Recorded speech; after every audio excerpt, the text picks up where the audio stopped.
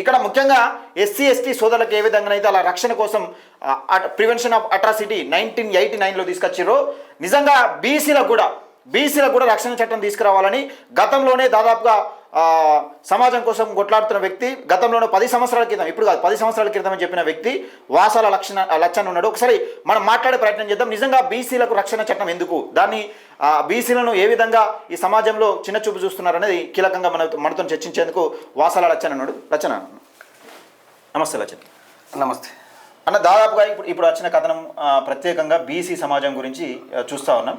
అసలు బీసీలకు రక్షణ చట్టం కావాల్సిందే అని మీ తాటికి వచ్చింది ఎప్పుడు? అంటే అన్న, మనం దాదాపు 10 సంవత్సరాలు అవుతుంది అనుకుంటా, 8 years వెనక ముందు మొత్తం మీద.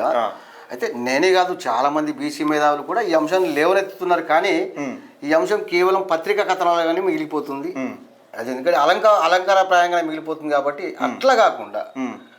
అట్లా కాకుండా ఖచ్చితంగా చట్టం తేవాలనే విధంగా బీసీ మేధావులు అందరూ కూడా ఎవరికి వారుగా దీనిపైన ఖచ్చితంగా డిమాండ్ చేసి బీసీ చట్టం వస్తే తప్ప బీసీలకు బతికే దారి లేదు. వాస్తవం చెప్తున్నా.